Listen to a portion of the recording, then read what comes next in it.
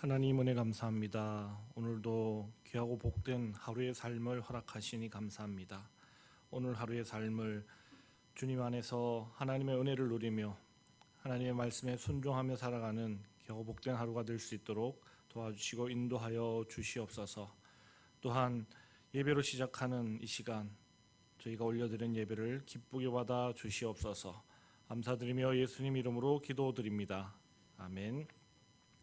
찬송가 447장입니다. 447장, 통일 찬송가는 448장입니다.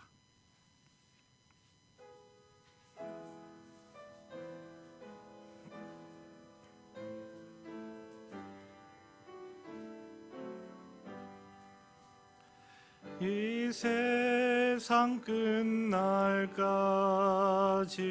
주 섬겨 살리니 내 친구 되신 주여 늘 함께 하소서. 주 나와 함께 하면 전쟁도 겁없고 주 나를 인도하며 늘 안심하리라. 나 주를 따를 때에 주 약속하신 곳 그 영광 중에 모두 이루어 주소서. 나 주의 뒤를 따라 섬기며 살리니 그 크신 은혜 속에 날 인도하소서. 이 세상 온갖 시험 내 마음을 흔들고 저 악한 원수들이 안팎에 있으나 주 나를 돌보시사 내 방패 되시고 내 옆에 계신 것을 늘 알게 하소서. 저 영광 빛난 곳을 주 허락했으니 그 허락하신 곳을 늘 사모합니다. 끝까지 쉬지 않고 주 따라가리니 주 넓은 사랑으로 늘 인도하소서. 아멘. 사무엘하 16장 15절로부터 23절까지의 말씀입니다.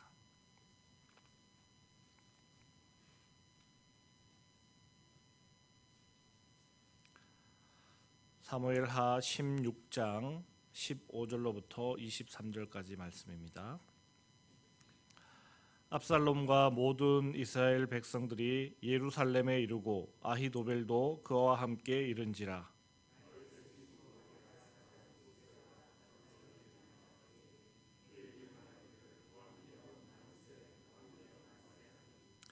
압살롬이 후세에게 이르되 이것이 네가 친구를 후대하는 것이냐? 네가 어찌하여 네 친구와 함께 가지 아니하였느냐 하니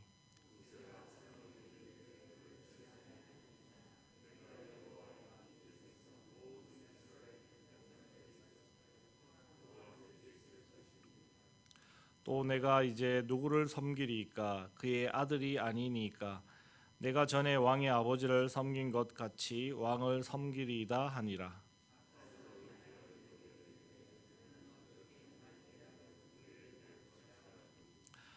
아히도벨이 압살롬에게 이르되 왕의 아버지가 남겨두어 왕궁을 지키게 한 후궁들과 더불어 동침하소서. 그리하면 왕께서 왕의 아버지가 미워하는 바 됨을 온 이스라엘이 들으리니 왕과 함께 있는 모든 사람의 힘이 더욱 강하여지리이다 하니라.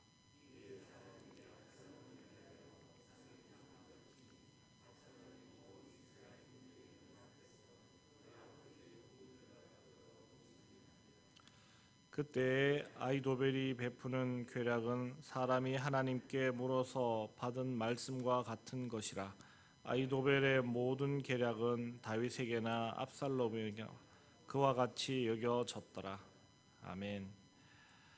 지금까지의 말씀은 다윗의 도피에 관한 말씀이 계속 이어지다가 이제 장면이 바뀌어 압살롬의 예루살렘 입성으로 전환되었습니다. 압살롬은 이전 다윗의 모사였던 아히도벨과 함께 예루살렘 성에 입성하였습니다. 압살롬은 몹시 긴장함으로 예루살렘에 왔을 것입니다. 자신의 아버지가 어떤 왕인지, 어떤 용사인지, 그리고 그 옆에 있는 장군들이 어떤 장군들인지를 압살롬은 잘 알았기 때문이죠. 그래서 부자지간의 유혈 사태를 각오하고 긴장감 가운데 예루살렘으로 왔을 것입니다.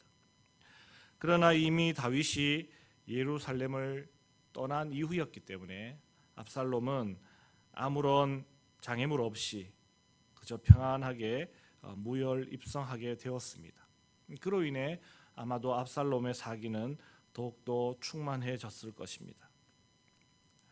그리고 그런 압살롬을 맞이한 것은 다름 아닌 다윗의 가장 측근이며 그의 친구라 불릴 정도로 가까운 사람, 바로 후세라는 사람이 그를 맞이하게 됩니다. 그러나 우리가 앞서 살펴보았던 말씀을 통해 잘 아는 것처럼 후세는 다윗에 의해 예루살렘으로 보내진 첩자였습니다. 한때 다윗의 모사였고 지금은 압살롬의 모사인 아히도벨의 책략을 무력화하라는 그러한 지령을 다윗에게부터 받은 후세는 마치 자신이 압살롬에게 붙은 것처럼 압살롬이 예루살렘에 왔을 때 왕이여 만세, 왕이여 만세를 외치며 압살롬을 맞이해 주었습니다. 그러나 후세는 다윗과 너무나도 가까운 사이였기 때문에 압살롬은 그를 의심합니다. 그래서 후세는 이 압살롬의 의심을 잠재울 필요가 있었습니다. 그래서 그가 한 말은 온 이스라엘이 왕으로 택한 사람을 자신도 택한 것이다. 그것이 무엇이 잘못되었는가 그렇게 이야기를 하죠. 또한 압살롬 당신은 다윗 왕의 왕이지 않습니까? 왕의 아들을 내가 섬기는데 내가 다윗 왕조를 섬기겠다고 약속했는데 당신은 다윗의 아들이기 때문에 내가 당신을 섬기는 것, 내가 당신을 선택한 것이 문제될 것이 전혀 없습니다. 그렇게 자신의 진심을 압살롬에게 전하게 됩니다. 그렇게 해서 그 위기를 모면하려고 한 것입니다. 그래도 압살롬은 의심을 풀기는 역부족이었을 것입니다. 의심스럽긴 하지만 그래도 그러한 후세의 말을 믿을 수밖에 없는 것은 사실 자신 곁에 있는 모든 사람들이 다윗을 배신하고 온 사람들이라는 것이죠.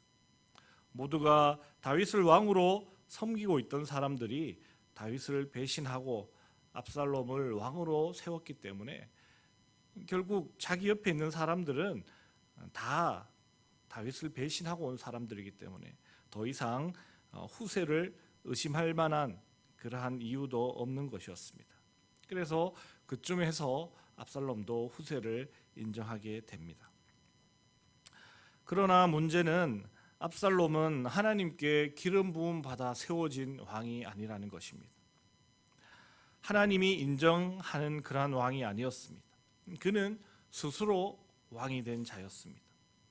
그리고 사실 왕이 될 준비도 전혀 되지 않은 사람이었습니다. 그 단적인 예가 예루살렘 성에 입성하여 왕으로 무엇을 가장 먼저 해야 될지조차도 몰랐던 사람입니다. 그래서 압살롬은 아히도벨에게 자신이 가장 먼저 해야 할 일이 무엇이냐라고 그렇게 물어보게 됩니다. 그랬을 때 아히도벨은 다윗이 왕궁에 남겨두고 간 후궁들과 동침하라고 그렇게 말합니다. 그렇게 하면 아버지 다윗과의 관계가 완전히 끊어지게 될 것이고 그 일로 인해 압살롬과 함께하는 사람들의 결속이 더욱더 강해지게 될 것이다 하는 것이 그 이유였습니다. 사실 이러한 방법은 고대 근동 지방에서 이 반역자들이나 또 왕권을 쟁취한 사람들이 자신의 권세를 뽐내고 또 선왕의 인격을 능멸하기 위해서 흔히 사용되었던 그러한 관행입니다. 그러나 여러분 어떻습니까? 압살롬에게 다윗의 후궁들은 어떠한 존재들입니까? 이 어머니와 같은 그런 존재들이 아니겠습니까? 그런데 그들과 동침한다는 것은 하나님께서 결코 기뻐하지 아니하시는, 하나님께서 죄로 여기시는 바로 근친상간과도 같은 그러한 일이라는 것입니다. 압살롬은 스스로 왕이 되어 벌써 하나님을 거역한 사람입니다. 또다시 하나님께서 결코 용납하지 아니하시는 그러한 방법을 통해 또다시 하나님을 거역하고 있습니다. 그렇게 거듭 하나님의 뜻을 거스르고 하나님을 거역하는 자의 결말은 우리가 어떻게 될 것이다 하는 것은 이를 통해서도 우리가 짐작해 볼 수 있을 것입니다. 그러나 우리는 오늘 이 말씀을 통해 이 다윗의 범죄한 것에 대한 하나님의 징계를 떠올릴 수 있습니다. 다윗이 밧세바를 통해 범죄할 때 그는 왕궁 옥상에서 밧세바를 보게 되고 그리고 그때 정욕을 품음으로 말미암아 다윗은 범죄하게 되었습니다. 바로 다윗이 정욕을 품고 범죄하기 시작했던 그 옥상에서 압살롬은 그의 아버지의 후궁들을 범하게 됩니다. 그리고 하나님께서 다윗에게 내리시겠다고 선포하신 심판, 즉 아내를 이웃에게 주겠다 하신 그 심판이 이렇게 해서 이루어지게 된다라는 것입니다. 결국 이 사건은 다윗이 뿌린 대로 거두게 되는 죄의 열매인 것입니다. 그리고 이 사건을 통해 죄가 얼마나 사람을 옥죄어 오는가 하는 것을 우리는 생각할 수 있어야겠습니다. 끝끝내 죄는 그 죄값을 치루어야만 비로소 해결되는 것이지 결코 그냥 넘어가는 법이 없다라는 것을 우리는 기억할 수 있어야겠습니다. 따라서 죄를 대하는 우리의 자세가 어떠해야 하는지를 우리는 가슴 깊이 생각할 수 있어야 하겠습니다. 죄는 결코 짓고 넘어갈 수도 없고 피해갈 수도 없다라는 것입니다. 그저 그냥 소멸되는 경우도 없다라는 것입니다. 죄를 지었을 때 그 죄의 문제가 해결되기 전까지는 결코 우리가 그 죄의 영향력 아래서 벗어날 수 없다는 것을 꼭 기억하시기 바랍니다. 우리가 오늘 말씀에서 또 주목해 볼 인물은 바로 아히도벨이라는 인물입니다. 그는 다윗에게도 그랬고 지금 압살롬에게도 그렇고 엄청난 영향력을 행사하는 그러한 사람입니다. 그의 말이 마치 하나님의 말씀처럼 여겨졌다고 하니 말을 다 했습니다. 그런 영향력 있는 사람이라면 자신이 섬기는 왕에게 올바른 길을 제시해 줄 수 있어야 하는데 그는 그러지 못했다는 것입니다. 또한 하나님의 말씀이 아닌 사람의 말을 더 중요하게 여기고 그 사람의 말에 따라 순종하는 사람들의 결말 또한 온전할 수 없다라는 것을 우리는 기억해야 하겠습니다. 따라서 우리는 더욱더 하나님의 뜻을 찾고 하나님의 말씀을 분별하며 그 말씀에 집중하고 순종하는 그러한 삶을 살아갈 수 있어야 하겠습니다. 오늘 하루도 하나님께서 우리에게 귀하고 복된 삶을 허락하셨습니다. 우리는 선택해야 합니다. 하나님과 전혀 상관없는 삶을 살아갈 수도 있고 하나님의 말씀과 뜻에 순종하여 하나님의 백성다운 삶의 모습으로 살아갈 수도 있을 것입니다. 이 시간 결단해야 하겠습니다. 그랬을 때 하나님의 말씀에 더욱더 집중하시고 하나님께서 내게 원하시는 삶의 모습이 무엇인지를 생각하시며 오늘 하루도 하나님의 백성으로 부끄럽지 않은 그러한 귀하고 복된 삶을 살아가시는 여러분들이 다 되시길 주님의 이름으로 축복합니다. 기도하시겠습니다. 하나님 감사합니다. 오늘도 귀한 말씀 주셔서 우리가 어떻게 살아가야 할지를 생각하게 하시니 감사합니다. 압살롬은 스스로 왕이 되어 하나님을 거역하고 하나님께서 죄악으로 여기는 일을 몸소 행함으로 다시금 하나님을 거역하였습니다. 그러한 죄인의 결말은 눈보듯 뻔합니다. 망할 수밖에 없는 것입니다.